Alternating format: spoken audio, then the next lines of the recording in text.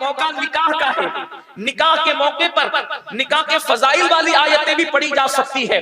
ایسا نہیں کہ قرآن مقدس کے اندر نکاح سے متعلق آیات موجود نہیں، سورۃ النساء کے اندر بھی آیت موجود ہے، سورۃ النور کے اندر بھی آیت موجود ہے، نکاح سے متعلق کئی آیات قرآن مقدس کے اندر موجود ہے۔ لیکن اللہ کے حبیب غیب کا نبی صلی اللہ علیہ وآلہ وسلم نے جب بھی نکاح کا خطبہ دیا تو اکثر موقع پر ان تین آیتوں کی تلاوت کی، اور تینوں کا تعلق اللہ کے ڈر سے ہے، اللہ کے خوف سے ہے۔ گویا کہ اشارہ مل رہا ہے اے ایمان والوں، جس طریقے سے یہ تین آیتیں پڑھی جا رہی ہیں ویسے ہی انسان کی زندگی کے تین ادوار ہوتے ہیں، انسان کی زندگی کے تین ادوار ہیں، ایک نکاح سے پہلے کا دور، ایک نکاح کرتے وقت کا دور، اور ایک نکاح کے بعد کا دور۔ گویا کہ بتایا جا رہا ہے نکاح کرنے والوں، نکاح کرنے سے پہلے بھی اللہ سے ڈرتے رہنا، نکاح کرتے وقت بھی اللہ سے ڈرتے رہنا، اور نکاح کے بعد بھی اللہ سے ڈرتے رہنا۔ نکاح سے پہلے ڈرنے کا مطلب کیا ہے؟ اللہ اکبر! نکاح سے پہلے ڈرنے کا مطلب یہ ہے کہ جب تمہارے پاس بیوی نہ ہو، یعنی مردوں سے کہا جا رہا ہے جب تمہارے پاس بیوی نہ ہو، اور عورتوں سے کہا جا رہا ہے جب تمہارے پاس شوہر نہ ہو، یعنی جب نفس کی تسکین کا جائز ذریعہ نہ ہو، دل کی تسکین کا جائز ذریعہ نہ ہو، تو اس وقت نکاح سے پہلے تم ادھر ادھر منہ نہ ڈالنا، تم ادھر ادھر ناجائز تعلقات پیدا نہ کرنا، تم ادھر ادھر حرام تعلقات پیدا نہ کرنا، بلکہ نکاح سے پہلے ڈرنے کا مطلب یہ ہے کہ تم پاک دامن بن کر رہنا۔ بیٹیوں سے کہا جا رہا ہے تم بھی پاک دامن بن کر رہنا، اور بیٹوں سے کہا جا رہا ہے، اسلامی بیٹوں سے کہا جا رہا ہے تم بھی پاک دامن بن کے رہنا۔ اللہ اکبر! اندازہ تو کرو، اللہ اللہ! دوسرے مذہب کے ماننے والے جب اپنے باپ کے متعلق کہتے ہیں تو یہ کہتے ہیں میں صرف فلاں باپ کا بیٹا ہوں، میں صرف فلاں دادا کا پوتا ہوں۔ لیکن یہ مسلمانوں کی خوش نصیبی ہے کہ اگر مسلمان گھر میں پیدا ہوا تو وہ صرف اپنے باپ کا نہیں بلکہ اسلام کا بیٹا کہلاتا ہے، اسلام کا شہزادہ کہلاتا ہے۔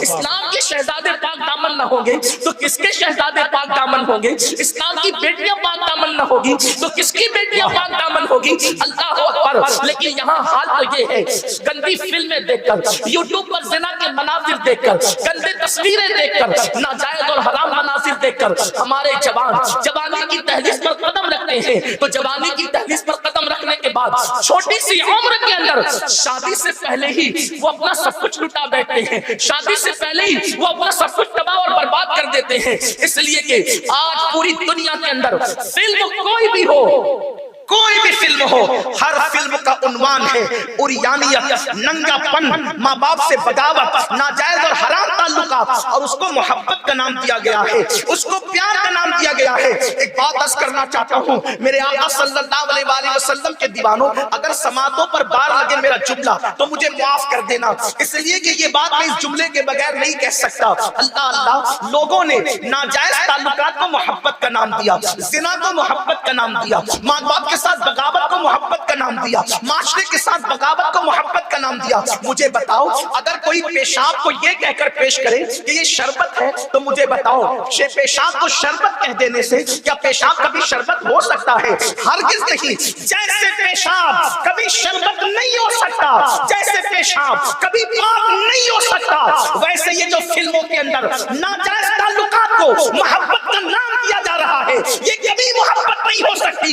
یہ محبت کے نام پہ دھبکا ہے، یہ محبت کے نام پہ بغاوت ہے، یہ محبت کے نام پہ جرائم ہے، یہ محبت کے نام پہ گناہ ہے۔ آؤ میں تمہیں بتاؤں یہ محبت نہیں ہے جو فلم والے سکھا رہے ہیں، محبت وہ ہے جو بلال حبشی نے کیا تھا، محبت وہ ہے جو ویسے کرنی نے کیا تھا، محبت وہ ہے جو صہیب رومی نے کیا تھا، محبت وہ ہے جو صدیق اکبر نے کیا تھا۔ محبت زنا نہیں سکھاتی، محبت محبوب کی محبت کے اندر شہادت کا جذبہ۔ نعرہ تکبیر، نعرہ رسالت، محبت مصطفیٰ، محبت اہل بیت مصطفیٰ، مسلک اعلی حضرت، اصلاح معاشرہ کانفرنس، عشق محبت، عشق محبت۔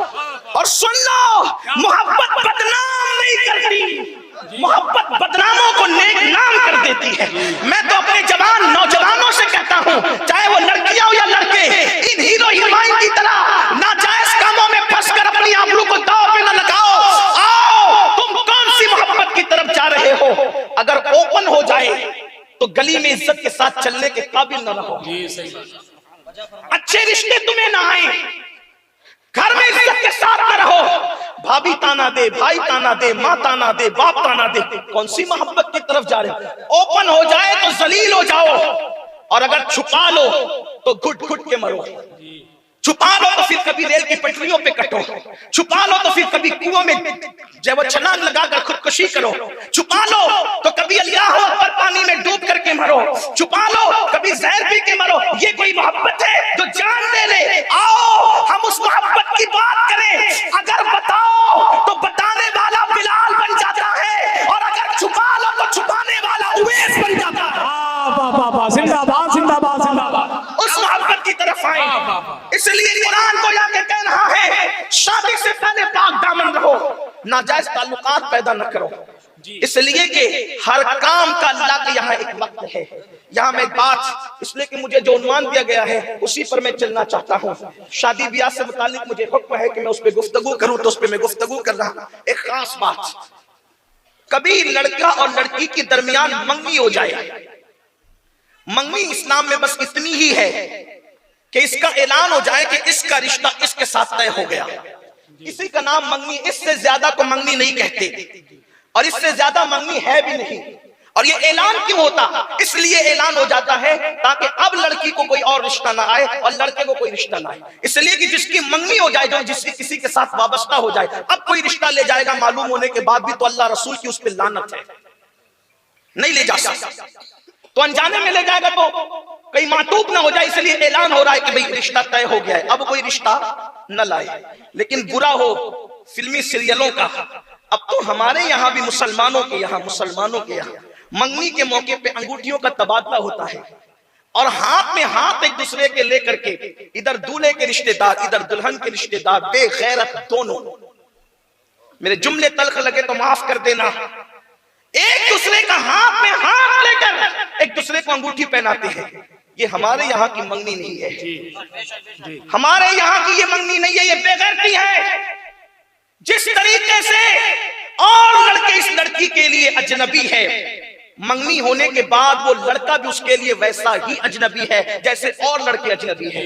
منگنی ہونے سے لڑکا محرم نہیں ہو جاتا، اور منگنی ہونے سے لڑکی اس کے نکاح میں نہیں آ جاتی، بلکہ شامیانہ لگ جائے، کھانا کھلا دیا جائے، بارات آ جائے، سب کچھ ہو جائے، جب تک ایجاب و قبول نہ ہو دونوں ایک دوسرے کے لیے ایسے ہی اجنبی ہے کہ دونوں کا کوئی رشتہ نہیں ہے، دونوں کا کوئی تعلق نہیں ہے، دونوں کو ایک دوسرے کے لیے پردہ کرنا لازمی ہے۔ لیکن اللہ اکبر، اندازہ تو کریں، یہ منگنی کی اللہ اس طرح کی منگنی کی لعنت یہ سیریلوں سے آئی، مشرکین سے آئی، اور اس کے بعد پھر ہوتا کیا ہے؟ اللہ اکبر، لڑکی کے گھر والے لڑکی کو کہتے ہیں تیرے منگیتر سے تو بات کیوں نہیں کرتی، لڑکے کے گھر والے لڑکی سے کہتے ہیں، اللہ اکبر، لڑکے سے کہتے ہیں تو کیوں بات نہیں کرتا، کیوں شرماتا نہیں؟ آپ کو ایک بات بتاؤں، ہمارے مذہب میں یہ بے غیرتی نہیں ہے۔ شادی سے پہلے منگیتر لڑکی سے بات نہیں کر سکتا، جو فون پر لمبی لمبی باتوں کی ایک قصے ہے نا، اس لیے کہ جو طلاق کی لعنت جو پھیل رہی ہے اس کی سب سے بڑی وجہ منگنی کے بعد کے رشتے ہیں، کیونکہ منگنی کے بعد تو وہ سب کچھ ہو جاتا ہے جو شادی کے بعد ہونا ہے، پھر شادی کے بعد کوئی نئی چیز نہیں ملتی، اس لیے پھر تلخیاں پیدا ہوتی ہے۔ اور ہمارے بزرگوں نے کہا شادی سے پہلے کی جو محبت ہے وہ محبت نہیں بلکہ نفسانیت ہے، اور وہ من جانب شیطان ہے، اور شادی کے بعد کی محبت من جانب رحمان ہے۔